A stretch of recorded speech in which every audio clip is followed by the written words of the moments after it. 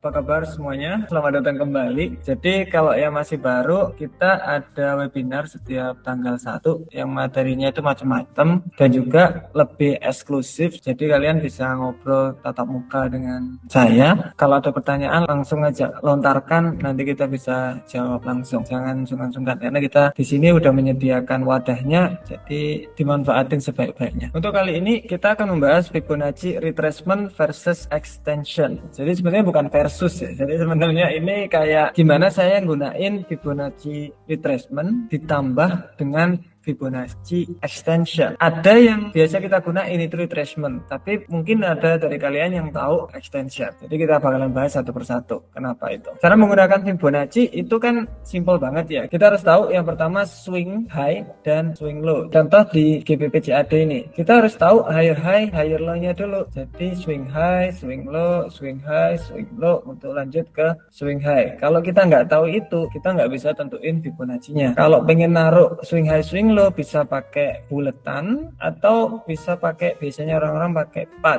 di up, higher high, higher low, higher high, higher low untuk lanjut ke higher high. Nah, kita harus tahu itu dulu yang pertama. Yang kedua, kita harus tahu tren. Ketika kita udah tarik higher high, higher low, higher low, itu kita juga pasti harusnya udah tahu namanya tren. Karena ketika low di sini lebih tinggi atau high di sini juga lebih tinggi, berarti ini sedang tren naik atau tren bullish. Itu juga dilihat bahwa kalau kita tarik garis tren, trennya naik, tren lainnya naik, enggak tren lain turun. Ini berarti trennya bullish, beres. Kemudian kita bisa tarik Fibonacci itu. Biasanya kalau kita tarik Fibonacci, yang Fibonacci di sini Fibonacci retracement dulu, kita tariknya kalau bullish dari low ke high, kalau bearish berarti dari high ke low. Simpelnya kayak gitu, nggak perlu ribet-ribet. Kalau bearish dari high ke low, kalau bullish dari low ke high. Untuk menentukan higher low, yang di sini untuk menentukan namanya lower high. Sebenarnya sesimpel itu untuk Fibonacci. Kalau bullish dari bawah ke atas, low ke high. Kalau bearish dari high ke low. Higher low itu di bawah sini, berarti ini higher low. Kemudian ini juga higher low karena lebih tinggi dari sebelumnya. Jadi untuk mencari ini kita bisa pakai Fibonacci dari low ke high, tarik dari bawah ke atas. Tersentuhlah area penting kita, area Fibonacci di 61,8 sama 78,6. Kalau sudah menyentuh, biasanya saya hilangi, tinggal tunggu rejection di situ. Kalau udah ada rejection, kita bisa buy posisi. Maka dari itu kenapa saya ada buy posisi? Karena udah masuk area Fibo, masuk area trend line, dan ada double bottom di situ. Ada 3 konfirmasi untuk entry. Itu untuk Fibonacci yang biasanya kita tahu, dimana itu adalah Fibonacci retracement. Yang terakhir, wait entry. Jadi kita harus nunggu. Kalau emang nggak sampai di Fibonacci-nya, ya kita harus tunggu. Nggak boleh kayak contoh, kalau ini ditarik kan, kita harus punya plan yang agak kuat. Contoh kita tarik dari sini ke sini, area entry saya itu di sini, area entry saya di area sini. Tapi dia nggak sampai di situ. Nah, terus gimana mas? Saya nggak entry dong. Ya nggak entry, memang nggak sesuai dengan plan. Kalau emang nggak sesuai dengan plan, ya nggak usah entry. Itulah yang bedain trader yang baru-baru sama trader yang lama. Kalau baru-baru gatel katanya tangannya, kalau nggak entry itu gatel. Kalau trader yang udah lama itu dia bisa nunggu, wait and see. Itu Fibonacci. Yang menariknya di sini itu ada beberapa perbedaan dari retracement dan extension. Ada perbedaan dari retracement dan extension. Kalau retracement itu yang mana? Yang ini loh, trend based Fibonacci extension. Dari retracement yang atas, extension yang bawah. Bedanya saya lihatin. Ini Fibonacci yang kita pakai biasanya. Yang ini Fibonacci extension. Agak berbeda dari yang biasanya kita pakai. Yang membedakan Fibonacci retracement alat digunakan untuk mengidentifikasi level-level support resisten tren sedang berlangsung. Kalau yang satu sebagai target di harga luar level retracement. Jadi sebenarnya ketika ada harga, contoh kita contohkan di GBP/CAD lagi, saya hilangkan ya, kita copy, kita taruh atas untuk menentukan yang di bawah sini. Berarti kita pakai Fibonacci retracement untuk mencari higher low, untuk mencari area entry-nya. Ketika sudah masuk ke area entry-nya, kemudian ada double bottom di sana, ada double bottom 1 2, berarti kita bisa entry di situ. Oke, kita bisa entry. TP-nya biasanya kan kita bisa sampai 27% atau 1/2 lah. Fibonacci extension tadi itu bisa untuk dijadiin TP. Cara menariknya kalau dari Fibonacci retracement 2 titik, kalau Fibonacci extension itu itu 3 titik. Maksudnya bagaimana? Kalau Fibonacci retracement kita harus tahu 2 titik swing terakhir. Kalau Fibonacci extension kita harus tahu 3 titik terakhir. Jadi kalau kita udah tahu di sini, baru kita bisa tarik Fibonacci extension. Karena penarikannya itu dari sini bawah, naik, kemudian bawah lagi di sini. Ini bisa saya tarik di sini. Intinya ikut ke sini. Untuk target TP itu biasanya orang-orang macam-macam. Ada yang memakai 61,8 sama 78,6 sama kayak punya kita ada yang menggunakan extension 618 di sini ada. Jadi macam-macam cara untuk entry-nya. Jadi contoh kita ada entry di sini, TP-nya bisa pakai ini, pakai Fibonacci extension yang di area entry tadi, atau bisa pakai mentoknya di area extension yang di sini. Dari sini yang bedain itu sebenarnya apa? Yang bedain Fibonacci retracement di sini untuk entry, Fibonacci extension untuk menentukan target. Dan yang membedain lagi apa? Fibonacci retracement di sini untuk mencari higher low ketika bullish, expansion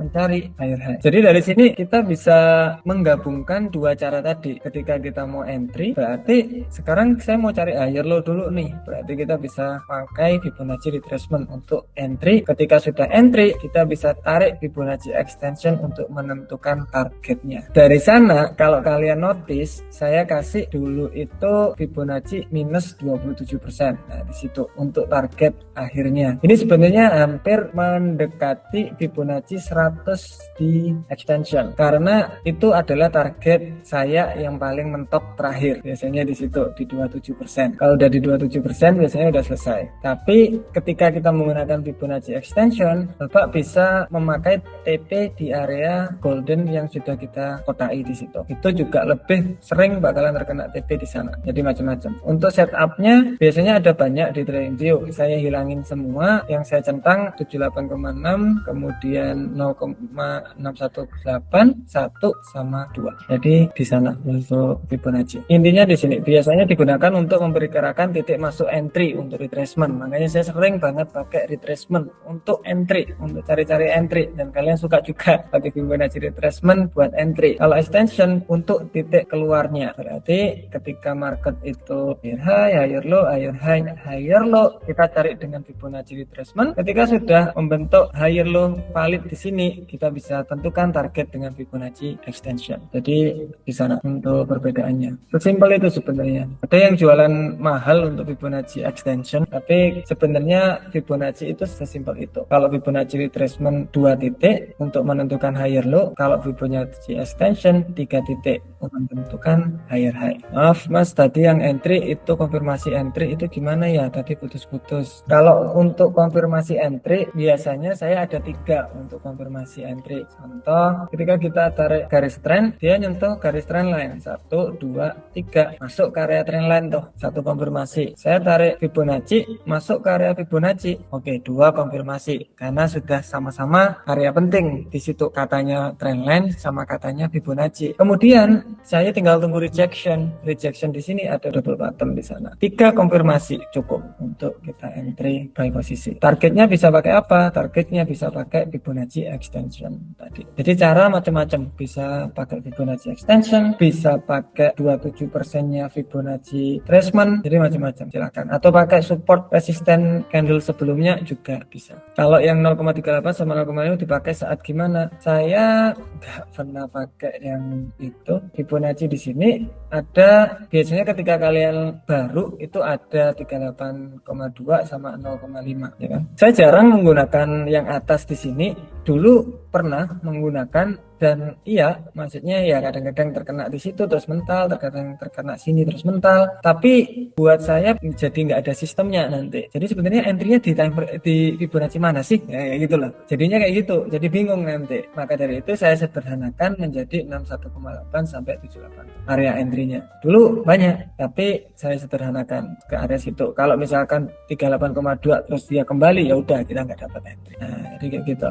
Kemudian 0,5 ini saya biasanya pakai untuk melihat separuh dari pergerakan swing high swing low itu di mana sih, biasanya cuma ngelihat kayak gitu, tapi bukan untuk konfirmasi entry. Bang Aji untuk pair Euro CAD, apakah ini HNS? Jadi HNS itu sebenarnya market structure, high up, kemudian ini lower low, lower high untuk lanjut ke lower low. Kalau Bapak tarik garis trend pun ini break retest area trendline. Oke, biasanya kayak gini. Ini untuk head and shoulder atau biasanya orang bilang apa, masih mudok, macam-macam lah namanya. Yang intinya low di sini ke break jadi lower low, lower high lanjut ke lower low-nya. Ini kelihatannya akan ada masih penurunan untuk kemudian koreksi, baru kita bisa sell posisi. Saya nunggu koreksinya untuk sell posisi kalau ini. Di Prawira Pak, berarti mau sampai 3 sampai 10 konfirmasi tapi masih juga stop loss, gimana Pak? Trading itu tetap semuanya probabilitas. Sebagus apapun setupnya masih ada kemungkinan untuk loss. Jadi resikonya tetap harus diatur. Sebagus apapun setup, kita masih tetap ada kemungkinan untuk gagal. Jadi tetap resikonya harus diatur. Ada dulu temen setup tuh sampai ditunjukin ke saya, ini loh USD CAD, bagus banget, trendline apa, semuanya ngikutin apa katanya konfirmasinya. Jadi waktunya ini buy ini, bagus banget ini, semua konfirmasi bisa ini. Dan alhasil oke, kita bareng-bareng buy, tek kena stop loss. Kita juga heran loh, kenapa kok kena stop loss gitu, aneh banget. Tapi ya emang apa ya, nggak ada yang tahu, kita nggak bakalan tahu market itu naik atau turun atau konsolidasi, kita nggak tahu, kita benar-benar nggak tahu. Jadi yang kita bisa lakuin, kita punya trading plan, sesuai plan entry, nggak sesuai plan nggak entry, terus saja konsisten kayak gitu. Kemudian Bapak lihat selama 1 bulan profit apa enggak. Kalau profit berarti emang bagus trading plannya Bapak. Kalau nggak bagus, di-adjust lagi, mungkin metodenya kurang baik atau resikonya kurang baik. Kalau resikonya sudah baik, risk and reward sudah baik, tapi masih minus selama 1 bulan, mungkin memang metodenya harus diganti. Jadi kayak gitu. Saya punya bisnis juga ya kayak gitu. Kita cek tiap bulan, malah tiap 2 minggu saya ngeceknya. Perkembangan bisnis saya bagaimana, kemudian kompetitor bagaimana, cash flow saya gimana, dan lain-lain. Itu tetap dicek terus menerus. Sama juga di trading. Banyakan orang di trading itu asal mumpung sih saya. Jadi agak berbahaya. Kalau udah di sini, saya harap benar-benar bisa ngatur keuangan, kemudian udah nggak terpaku sama yang lain-lain yang profit gede-gede, full margin dan lain-lain. Semoga nggak. Iya Pak Lim, ada apa? Selamat malam Mas Rizky sama teman-teman, mau nanya, ini sebenarnya kalau semisal saya pribadi ini kan belum pernah buka account real. Saya sementara ini masih pakai demo terus. Soalnya saya pribadi masih merasa skill set saya kurang nih. Menurut Mas Tama sendiri, apakah buka demo account itu bisa untuk melatih mental dan psikologis? Soalnya saya pribadi itu kalau trading itu di demo account tetap pakai minimal lot 0,01 terus, stagnat 0,01 terus. Apakah itu baik untuk psikologis? Itu yang pertama. Yang kedua, menurut Mas Tama nih, ciri-ciri kita udah ready, kita udah siap untuk buka real account. Apa sih, ada nggak sih ciri-cirinya? Seperti itu. Boleh tahu yang pertanyaan kedua, Bapak sudah demo account udah berapa lama dan gimana hasilnya? Kalau demo account sendiri sebenarnya dari tahun 2021. Cuma memang saat 2021 itu belum terlalu semangat untuk belajar karena nggak ada waktu segala macam ini itu. Baru pas ngikut dari Mas Tama ini ngelihat pembelajarannya agak mudah untuk diterapkan, bisa diimplementasikan. Nah saat ini nih baru saya rutin untuk belajar analisis. Jadinya sebenarnya dari tahun 2021 udah sempat buka demo account, cuma memang tidak berkembang gitu Pak. Kalau yang baru ini berkembang atau masih stuck? Berhubung baru join akhir bulan kemarin ya, jadinya belum terlalu banyak perkembangan. Cuma kalau sekarang ini di demo account-nya ada profit sedikit lah gitu. Berarti sebenarnya untuk jawab pertanyaan nomor 1 dulu, real account sama demo account, kan demo account versus real account. Kalau demo account menurut saya dari dulu nggak pernah demo account, karena demo account itu menurut saya untuk belajar klik-klik MetaTrader aja. Tapi kalau saya saranin mungkin pakai akun real tetapi yang akun send, bisa jadi Pak. Jadi masukin aja, nggak usah gede-gede, katakanlah 500.000 atau 1 juta, pakai akun send. Jadi lot size tetap 0,01, itu resikonya kecil banget.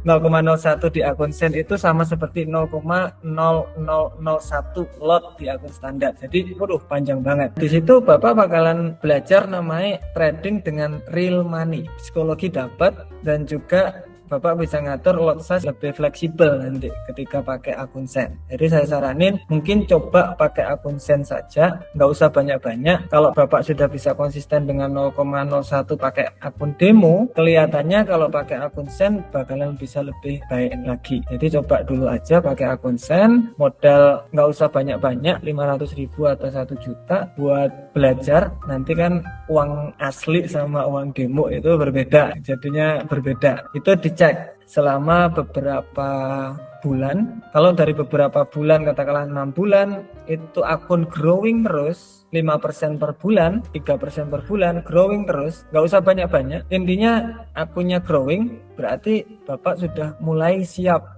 untuk terjun ke real account dengan akun yang agak lumayan. Jangan gede dulu, agak lumayan. Jadi ada tahap-tahapnya. Kebanyakan orang gagal di trading itu sebenarnya modal kecil pengen untung gede. Sebenarnya itu aja. Kalau kita itu bisa ekspektasi kecil, contoh modal kecil, untungnya kecil pasti. Nah, untung kecil di sini saya biasanya bilang 5% lah, paling gede, contohnya kayak gitu. Itu kemungkinan aman banget untuk trading di sini. Dan orang itu tradingnya jadi sehat. Di Indonesia saya pengen implementasikan kayak gitu. Ini loh trading sehat itu seperti ini. Nah, gitu loh. Karena di Indonesia itu sukanya yang lot-lot gede-gede kayak gitu. Takutnya kalau orang masuk dan nggak tahu apa-apa habis, itu takut banget saya. Jadi itu untuk jawaban nomor 1. Kalau nomor 2 tadi, ya itu tadi, setelah 6 bulan pakai akun Sen, nanti kan kelihatan tuh akun growingnya gimana, mau naik akunnya atau akunnya itu malah drop turun terus, nanti kelihatan. Kalau memang naik terus dan lumayan konsisten, bisa di up untuk modalnya. Itu sih. Semoga membantu Pak Lim. Pak Sahid, silakan. Selamat malam Pak Rizky. Selamat malam Malam, Pak. Ini Pak, saya mau nanyain perihal trading jurnal ya. Kan di materi kan Bapak udah pernah menyampaikan dan menjelaskan tuh cara membuat trading jurnal sampai alasannya seberapa pentingnya itu kan. Menurut pertanyaan saya tuh seberapa penting sih Pak trading jurnal itu buat kita nih para trader?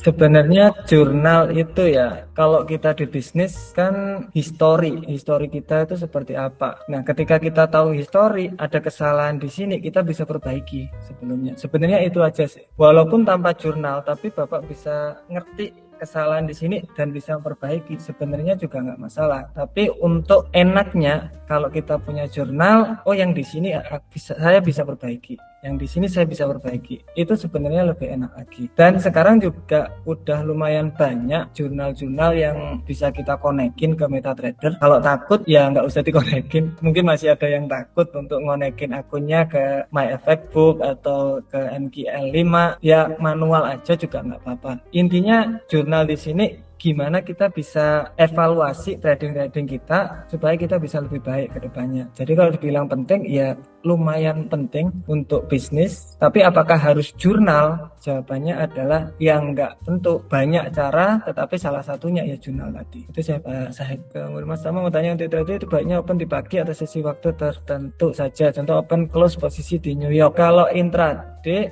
sebenarnya sesi itu penting kalau bisa di New York sebenarnya, karena pergerakan lumayan signifikan dan bisa close sehari biasanya. Kalau enggak waktu session, contoh USD CAD Bapak open pagi itu nggak bakalan terkena TP siang, paling ya malam waktu New York session baru terkena TP, karena USD CAD atau Kanada masih tidur pagi-pagi. Jadi itu sih sebenarnya untuk sesi kita mengikuti jadwal tradingnya di negara sana. Kalau negaranya sana rame ya kita ikut entry, maksudnya kita ikut trading. Pak Dedi, saya baru bingung menentukan TP Pak, kadang aku pas di situ ada trendline, ada area supply. Kalau bingung, kalau masih baru juga mending stop loss dulu yang difokusin, mau ditaruh stop loss di mana. Kalau stop lossnya sudah dapat, TP-nya 1/2 gitu aja. Kalau masih bingung, sambil belajar-belajar pelan-pelan. Nanti kan dilihat, oh market itu kalau di area supply sini dia lanjut. Nah, nanti kelihatan sendiri nanti. Bapak punya trading macam-macam nanti di sana. Kayak ada area support lumayan kuat di sini. Bapak nggak tahu kalau nggak belajar secara baik nanti. Tapi ya kalau pengen entry mungkin gitu dulu, stop loss dulu ditentuin. TP-nya 1:2 dulu. Oke. Setelah itu dikoreksi itu ke belakang gimana untuk tradingnya. Saya pernah dengar bahwa gold sering menyentuh FIBO 610 setelah itu melanjutkan trennya. Bagaimana dengan pair lain, Mas? Kalau gold memang suka banget dia di 61,8. Nggak tahu kenapa. Sering banget nyentuh di area situ, kemudian dia lanjut turun 61,8 untuk lanjut turun. Sering banget yang saya lihat. Untuk pair lain gimana? Untuk pair lain, untuk Euro USD juga hampir sama. Itu USD CAD, iya 61,8 saya notice. Yang lain nggak begitu, tetapi ketika masuk ke area entry saya, kemudian reject, saya entry juga. Jadi sebenarnya saya itu udah ada trading plan. Kalau udah ada trading plan, baru saya entry. Jadi kalian kalau entry masih ngambang, mending bikin trading plan yang bagus dulu, baru ngikuti plannya itu tadi. Sebenarnya trading itu simple loh sebenarnya, serius. Mas sama kalau trading plan di average maksudnya itu sebenarnya strategi bagus enggak? Oke, sudah ya.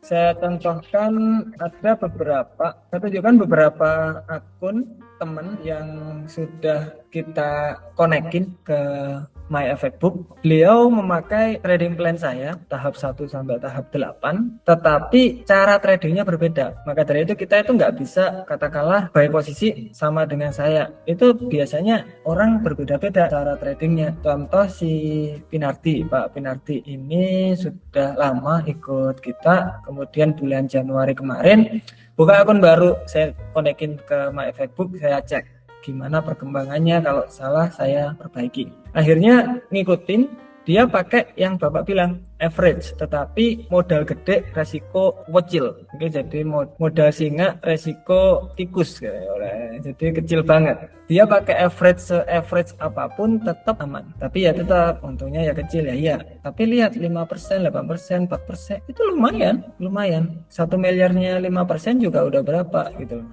udah gede. Terus si Gunawan ini juga sama, ini analis kita yang baru, dia belajar masih beberapa bulan tapi full di sini mulai kapan ini? Mei, masih 1 bulanan. Masih 1 bulanan, tapi dia full pagi, siang, malam kita teter untuk analisa. Jadi kalau di Discord analisanya masih agak kurang baik, mungkin ya dimaklumi dulu. Tapi buat akun nanti kita cek untuk perkembangannya. Nanti dari situ kita bisa kelihatan pair apa aja yang di entry dan yang loss yang mana, yang untung yang mana, kebanyakan yang mana. Tapi tetap dia pakai tahap 1 sampai tahap 8 yang sudah kita lakukan, tetapi dengan cara tradingnya dia sendiri. Jadi macam-macam cara trading itu, benar-benar macam-macam. Jadi gimana Mas averagingnya? Averagingnya kalau mereka ketika contoh ini ya, dia udah buy di sini Euro USD, turun, lebih bagus lagi nih, harganya lebih murah lagi nih, dia buy lagi, gitu. Kalau averagingnya dia, karena resikonya kecil Pak. Kalau orang kan resikonya 1%, dia nggak 1%, 0,01%. Jadi dia entry itu kayak nggak mikir gitu Pak. Entry turun lagi, mantep nih, entry lagi. Jadi 0,02% resikonya. Itu keren banget menurut saya. Oke, caranya trading agar tidak mengganggu pekerjaan utama, kadang pas saya jualan malah nggak fokus. Mungkin bisa set and forget juga bisa, atau punya jam-jam tertentu untuk trading. Katakanlah saya hanya mau trading malam saja waktu New York Session, selain itu saya mau kerja. Itu juga bisa. Harus dedikasi lah. Pertama intraday maksimal berapa pips. Oh ya, ini terakhir ya, udah ya. Untuk menghitung berapa pips normalnya kalian bisa lihat market, contoh Euro USD ya, per hari itu pergerakannya berapa. Contoh dari atas sini ke sini ada 88 pips. Oke, yang sini sekitar 100-an pips. 98, yang di sini juga 98, 100-an, berarti sekitaran 80 pipan per hari. Jadi kalau mau sehari selesai mungkin ya bisa 40 pip atau 30 pip kayak gitu. Yang jelas kita lihat Euro USD itu pergerakan candlenya dari ekor paling tinggi paling bawah berapa, kita cek satu-satu, terus kita rata-rata pergerakan seharinya berapa, kemudian kita bisa berpikir tuh, oke, kalau per hari Euro USD bergerak 80 pip, berarti kalau saya mau TP 80 pip kemungkinan nggak bakalan sehari, mungkin separuhnya lah, 40 pip bisa gitu. Terima kasih yang sudah datang, semoga bermanfaat untuk webinarnya. See you webinar selanjutnya. Thank you, sehat selalu semuanya. Bye bye.